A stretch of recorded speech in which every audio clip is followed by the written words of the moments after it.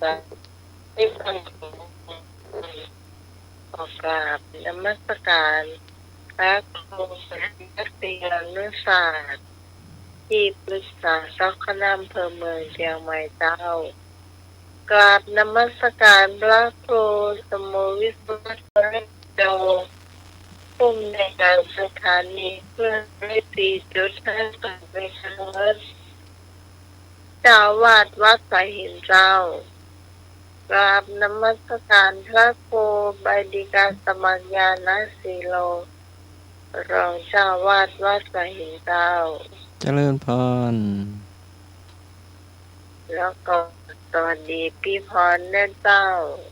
จ้าสวัสดีจ้าสวัสดีไอ้หนุ่ยใจนะเจ้าหัวฟ้าแม่แผ่นทีพี่โทรศัพท์หมดแล้วถ้าจะได้ก็เดี๋ยวก็โชคเบอร์มากันแล้วกันเนอะไอ้หนุ่ยเนอะจ้าเดี๋ยวนี้มันก็แม่แต่คนก็ให้ตกอยู่เจ้าแต่ว่ามันกระเจ้านี่ปิดทุกอย่างมันได้ยินสักอย่างถ้ามันก็จะกลัวเหมือนกันนะเจ้าเนาะฟ้าแม่ปะเป็นแบบแพงเลยเนาะนี้ฝนก็ตกค่อนข้างหนักแล้วก็แห้งด้วยฝนตกเจ้าตั้งแต่แมลงมาละวันนี้ยังเหมือนยอมยั้งเลยนะเนาะก็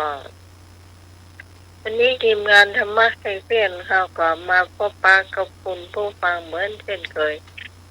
ก็ได้ฟังเทศน์โดยฟังสวดโดยเจ้าวันนี้องค์เทศน์นี้สุดยอดนะจ๊ะข้าเจ้าฟังแล้ว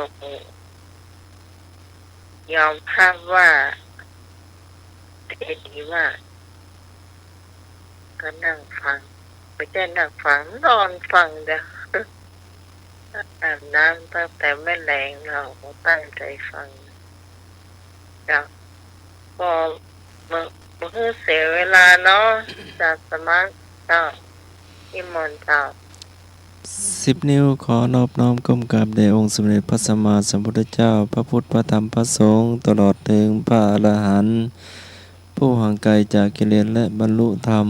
10 นิ้วขอกราบถวายความเคารพครูบาอาจารย์พระมหาเถรานุเถระจุตุจุตนผู้มีคุณูปการทุกรูปด้วยความเคารพอย่างสูงมีหลวงพ่อพระครูปริยัติยานุศาสตร์หลวงพ่อพระครูโกสิทธิ์ปริยัติยาพรหลวงพ่อพระครูสมุวิศวัตรวรกิจโจหลวงพ่อเจ้าวาดวัดไฟหินแล้วก็เป็นผู้อำนวยการสถานีวิทยุพุทธศาสนาและวัฒนธรรม 104.50 เมกะเฮิรตซ์ที่เมตตาอย่างสูงแล้วก็นมัสการอาจารย์สมเด็จเอาลักษ์ครับผมเจริญพรนะปิสมัยหัวหน้าธรรมะขายเขียดนึ่งมัสการเจ้าเจ้าเจริญพรแล้วก็แม่พรตัวนึ่งจ้าตัวไม่สอเจ้าเจ้าลุงหนุ่ยตัวนึ่งเจ้าแล้วก็ท่านผู้ฟังทางบ้านทุกท่านนึ่งขอเจริญพรจ้าพี่พรเจ้ากราบภาษาพระเทรานุสดาทุกลูกทุกสนเจ้ากราบภาษาพระอาจารย์ท่านพระครูสมุวิศวัตรรากิจโจผู้อำนวยการสถานีคลื่น104.50 เมกะเฮิรตซ์เจ้าวาดวัดไผ่หินเจ้ากราบภาษาพระครูใบดิกาสมัครได้สิโรเจ้าเจริญพรแม่พรสวัสดีน้องใหม่เจ้าจ้าสวัสดีเจ้าจ้าสวัสดีลุงเลยเลยนะเจ้ากราบภาษาพระอาจารย์เนรักเลยนะเจ้าจ้าเน้นรักถ้าจะมาได้ยินอยู่ไกลเกินน่ะกลัว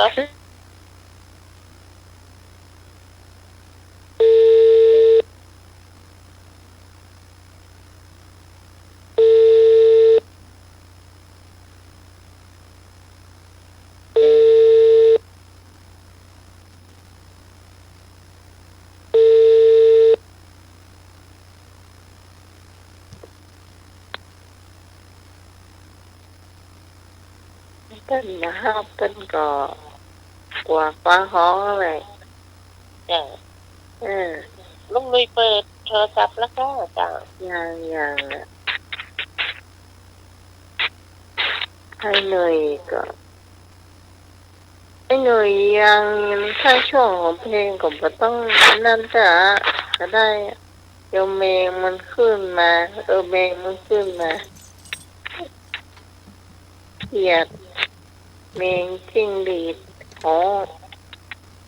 เข้าในวิทยุเนาะเจ้าอันนี้ก็ต้องกราบขอบพระคุณพระครูปัญญาสังฆการถวยนะเจ้าที่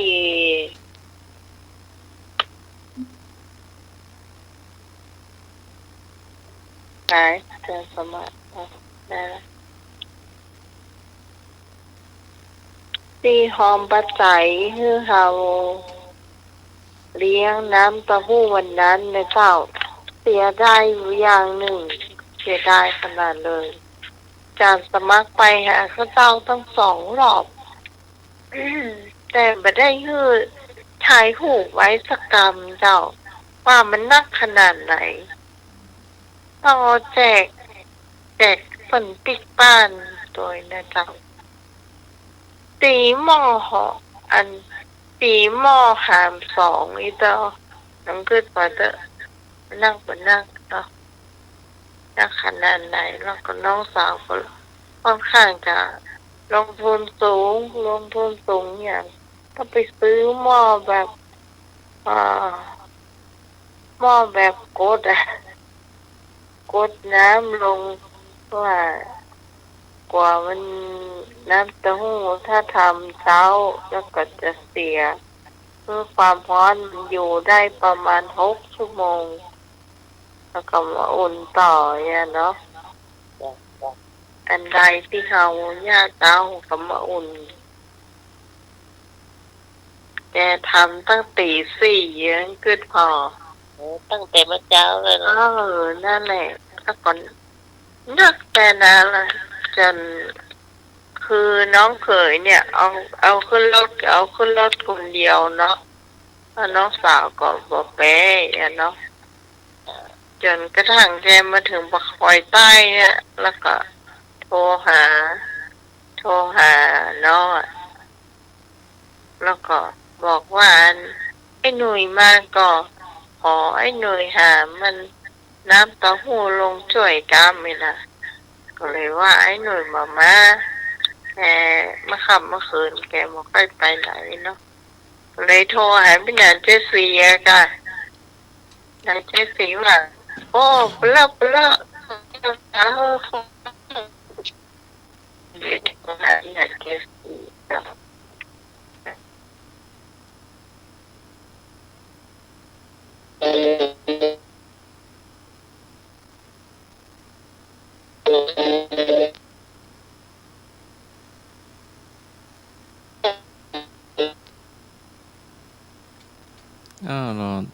อาจารย์รักษกรรมเนาะ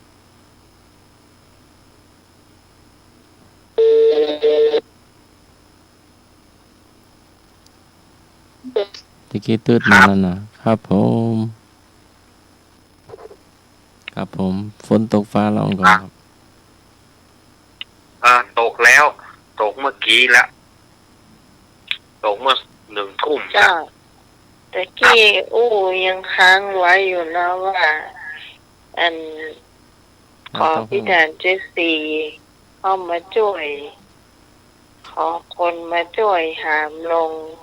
ก็คือเยอะมาก4 หม้อใหญ่ๆน้องสาวยังว่าเขาจะแจกเสี่ยงกว่านี้โดยเสี่ยงก็จนเสี่ยงเจ้าเพราะว่าเปิดปิกบ้านตัวทุกคนจะได้เนาะแล้วก็พระเนรเขาก็เลี้ยง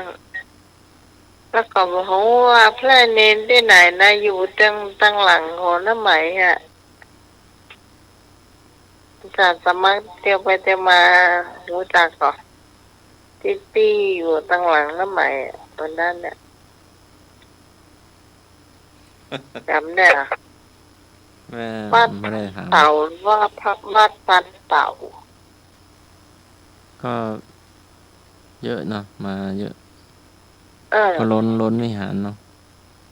พระเนนก็อยู่ มัน ตามศาลา ถ้า อยู่ ทั้ ตาม งลุ่มอะทั้งลุ่มตั้ง ศาลา ตั้ง อยู่ ลุ่ม ตาม จริงทำไมตั้งไทย เจ้าไม่ได้ถามเลยบอกว่า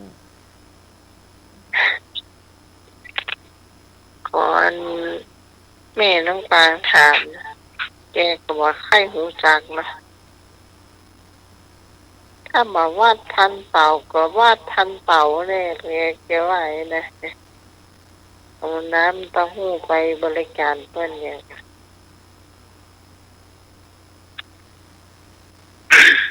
ก็ต้องขอบคุณผู้ฟังทุกคนเจ้ามีส่วนร่วมกันหมดนะเจ้าแล้วประเดี๋ยวนี้ก็ยังมีซ่อมเติมต่างๆก็ยังเหลืออยู่เนอะคุณผู้ฟังเราก็จะเก็บไว้เพื่อวันหน้าเห็นคนที่เปิ่นเจตนา บอกว่าจะเอามาช่วยในงานมรณภาพของพระมหาวิษณุเนี่ยน้องก็จะเก็บไว้นะเจ้าอย่างวันนั้นพี่พรไปเจ้าพี่พรเอราวัณก็หอมซองมาน้องบอกว่าซองนี้เอาไปจอมตู้ก่อหรือว่าใดมันบอกว่าเอาเฮือน้องไหมเนี่ยเอาไว้อาหอมน้ำเต้าหู้ก็แน่นอนเจ้าครั้งต่อไปก็มีอยู่เจ้าเนาะเราก็จะเก็บตังไปเรื่อยๆคนไหนจะหอมได้จะลงคนละร้อยนะเพื่อเห็นเมินอยู่เก็บได้เนาะจะได้ไปอยู่เจ้าครั้งหนึ่งในชีวิตเป็นท่าอาจารย์ของพระเจ้าเนาะถ้ามันมีมหาวิษณุเนี่ยพระเจ้านี่เฮียนวัดฝาหินบรจบแน่นอนเจ้าเพราะอย่างการน้ำมันรถเครื่องเจ้าเพิ่นจะฮื้อกำละปันก่อนถ้ามามีก็ไปแวะเอาเพิ่นจะฮื้ออนุเคราะห์ฮื้อทางสารกลางฮื้อพ่องจ้ะเขาได้เขาตอบปัญหาได้รางวัลได้โล่มาเขาก็ได้สตางค์ส่วนนั้นมาเพิ่มช่วยเหลือตัวเก่ามาก็ตอนนั้นมันจะมีเจ้าเบี้ยชีพอย่างมื้อนี้มีเจ้าอันนี้ก็ต้องยอมภาพว่าเรานึกถึงเปิ่นเนาะบุญคุณครั้งสุดท้ายทำอย่างได้ก็จะทำนะครับจ้ะนิมนต์เนนเข้ามาแล้วเนาะ ครับ ขอกราบนอบน้อมยังปุ่นพระติทรายรัตนาปานแพ้วพระเกี่ยวเจ้าต่างๆประการไม่มีพระพุทธพระธรรมพระสงฆ์อันเป็นสารณะที่เปิ่งของหมู่เฮาทั้งหลายขอกราบไฟสาบุญญาปรมีธรรมท่านอาจารย์ท่านพระครูสมุวิศวัตรวรกิจโยผู้อำนวยการสถานีวิทยุคลื่นพระพุทธศาสนาการศึกษาและวัฒนธรรม 104.50 ท่านเจ้าอาวาสวัดไผ่หินพร้อมไปด้วยพระสงฆ์องค์เนนทุกรูปทุกองค์โดยความเคารพอย่างสูงสุดจริงครับผมขอกราบนมัสการท่านอาจารย์ท่านพระครูใบดิกาสมัครญาณสีโลด้วยความเคารพครับผม ครับผม กับสวัสดีโยมพี่พิสมัยผู้ดำเนินรายการ เจ้านมัสการเจ้า สวัสดีลุงหนุ่ยเทเนอร์แล้วก็ขอเจริญปอนคณะสัตยาญาติโยมศรัทธาสาธุชนคนดีเฮาทุกท่านวันนี้ก็มาจ้าไปเนาะ จ้าไปเพราะว่าครับตายอาจารย์สมัครไปก็ลุก ทุกทีวันนี้โมโหว่ามันเป็นเพ่ออย่างเนาะเดียวก็หลุดเดียวก็หลุดกว่าจะติดได้ก็ใช้เวลาไปค่อนรายการละ แต่เขาก็เพิ่งเริ่มจาก แต่ก็พอเป็นหยังมาแล้วก็ร่วมรายการกัน วันนี้เนาะแต่ว่าโมโหว่าเปิ้นจะมีอย่างต่อไปก็เจอ ไม่ทราบพระอาจารย์ในรากเจ้า เอาสวัสดีแม่พร จ้า จังวันนี้หนูยังไม่ได้เปิดโทรศัพท์เด้อ เอ ป้า อ แม่ โอ้ ป้าแม่ ในช่วง วันนี้ป้าแม่ค่อนข้างแหงเนาะน่ากลัวเลย โอ้ ของพี่นี่ปิดกระจกเอาเข้ามาลงหมดได้ยินแต่ฝนเรื่องตกอยู่เนี่ย จ้าฝนตกอยู่จ้า ตกอยู่จ้าก ระตกอยู่นะเพราะว่านี่กระตกหยุดแต่ฟ้าห้องมันไกล มันมีฟ้าห้องยังเป็น แต่ช่วง2 คืนที่แล้วนี่โอ้โหช่วง2 คืนที่แล้วนี่ตกขนาดเนอะพอดีว่า มีงานข่าวดำเลยเนาะ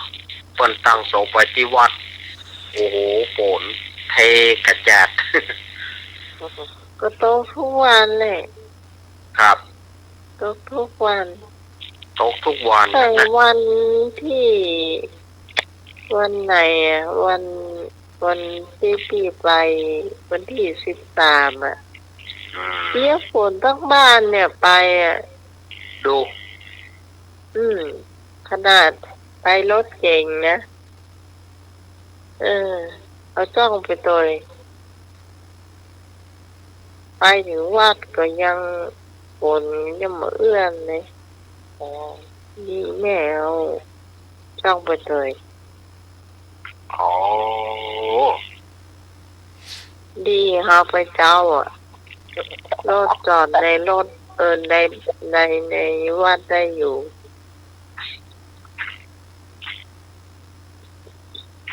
ขนาดคืนนี้ก็ยังตกอยู่ แต่ว่า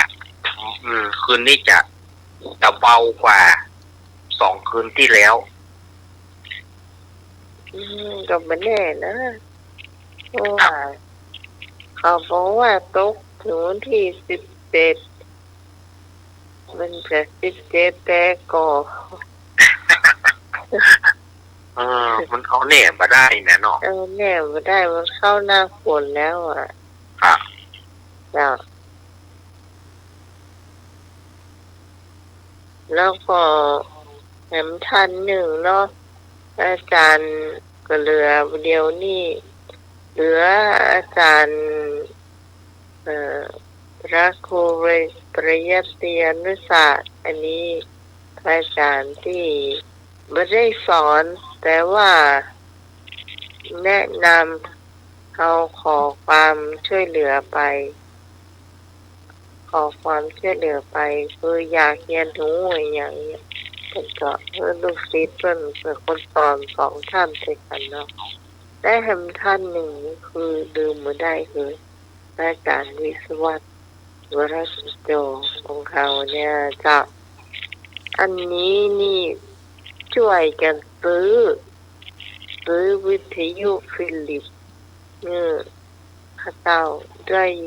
เขียนในหูถ้ามันมีวิทยุเครื่องนั้นเนี่ยรับรองจะเฮียนจะหูไม่ได้เด็ดขาดมันมีถึงเอ็นทีตอนแรกซื้อเนาะไปซื้อมากับน้องอย่างนะที่เป็นตำรวจได้สเก็ตได้คนแก่ไปส่งมาซื้อแบบออริโอมาแต่อาจารย์เขาเนี่ยโทรไปบอกมหาวิษณุว่า2 คนเนี่ยไปซื้อมาละซื้อแบบออริโอมามหาวิษณุว่าโอ้เมาเปลี่ยนต้องเปลี่ยนเป็น MP3 เอานี่มาไม่ได้ไร แต่ก็บอกว่ามันแปลงนะอาจารย์มันแปลงเห็นเป็นตานพูดว่าเป็นหยังอาตมาจะอันออกคนละเกิงคุณเป็นอาจารย์ที่สวดเป็นอู้ยเยี่ยนะแล้วเพิ่นก็หานกันจะได้ว่าเนอะเลยได้วิทยุแบบ MP3 ดูทีวีอย่างตัวก็ได้มันมีที่เสียบตั้งหลังอะเนาะ โอ้ เสียงดีถ้าเขาเอาไปเสียบตั้งหลังมันหันนะมันจะภาพมันจะออกทางทีวีวุดเป็นเพลงเป็นอย่างนี้นะ อืม ก็เป็ ถ้าน อย่างที่เฮียนธรรมะเฮียนพุทธประวัติเนี่ยเขาได้กับหยังเขาสวดได้กับหยังกับเทพเนี่ยแหละ โอ้ ก็เพิ่นบันทึกเทปเพื่อเฮาเฮาก็ต้องฟังว่าวันหนึ่งได้60 กรัมนี่ถือว่าสุดยอดของปีแล้วเนี่ยอันเนี้ยคือความที่ว่าความพยายามอยู่ที่ไหนมันสำเร็จแน่นอนเจ้ามันไม่ใช่เหมือนคนที่สายตาดีพนานนะครับ อ่านวันหนึ่งสักหน้าหนึ่งคงจำได้อยู่ แต่ว่าเฮาเนี่ย ต้องนับกรรมเอานะ โอ้โห อันนับกรรมเอาแล้วห้ามผิดเลยแล้วมันผูกกลับไปเฮียนต่อแล้วกรรมที่61ไปแหมเรื่อยๆถึง100กายถ้าถึง100แล้วบอกเราก็ต้องมาเริ่มแหม1แหมใหม่ถึง100อย่างวันต่อไปเราก็ไป101 102 103ไปต่อไปเรื่อยๆถ้างานเราก็ประจำ แน่ เมื่ น อ อน ได้จบแล้วก็คือได้เลย แน่นอน จะชัวร์เลยอันอย่างที่เราฟังแล้วมันมาออกโทรถามเจ้าโทรถามเลยว่ากรรมนี้คือกรรมอะไรอย่างเนี่ยอันนี้ก็คือจะเป็นตัวข้าเจ้าที่ฟังแล้วก็จะค่อนข้างจำพอผ่านมาเมินนักแกเนี่ยตั้งแต่ปี43เนาะ โอ้โห ปี43เดี๋ยวนี้ปียังนะ ที่3อยู่ม3เหรอจำสมัครมาเตื้อรู้จักจำสมัครเตื้อ 46มาไฟหิน อืม อาจารย์สมัครมาอยู่ไฟหินนี่ปีไหนเจ้า 46 46เนี่ย46เนี่ยนะไหมเริ่มจัดรายการแล้วคนมาเฮือแข่งแล้วไง ก็เห็นตอนนั้นเห็นไฟวัดไฟหินเด่นในเนี่ยอบรมละอ่อนโรงเรียนนั้นโรงเรียนนี้มาอบรมอบรมศีลธรรมอบรม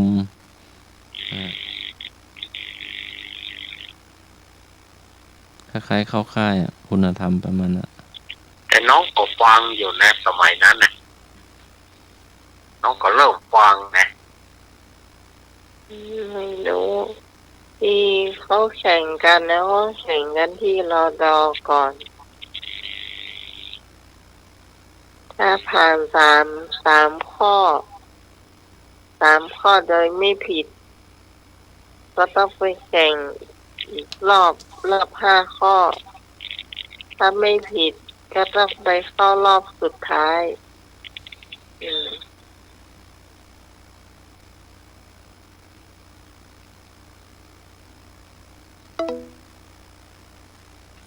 สายหลุดไปเนาะ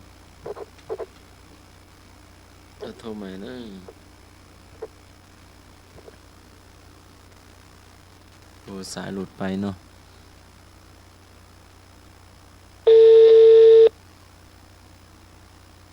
รายการธรรมะคลายเครียดวันนี้ก็เป็นวันเสาร์เนาะ จ้า เป็นวันเสาร์ที่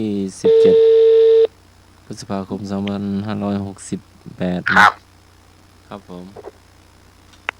เสาร์ที่17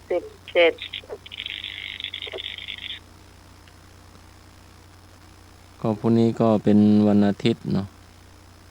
วันที่18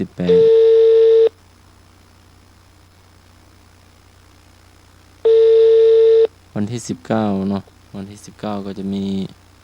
วางศิลาฤกษ์เนาะวางศิลาฤกษ์ จ้ามาห้องขนาดเลย โอ้โห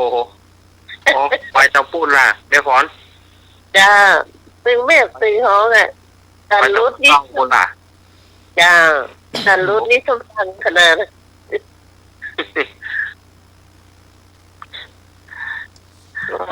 ขึ้นไปตะปูนแล้วแต่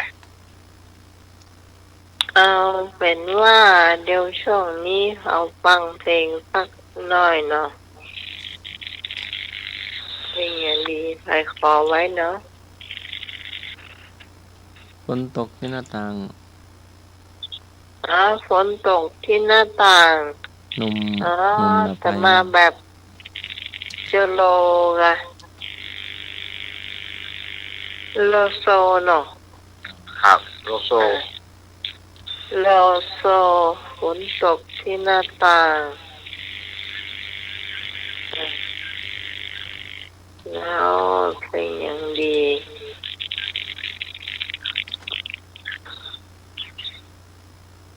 ฝนตกที่หน้าต่างจะได้เพลงอย่างดีเดี๋ยวก่อน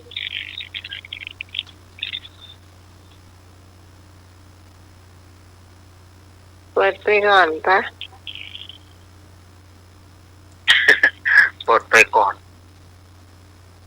Savez-vous คิดก่อน que vous êtes belle, tellement irrésistible, que je n'ai pu m'empêcher de vous aimer. เบิ่งแต่เนอะเด็กนี่นะ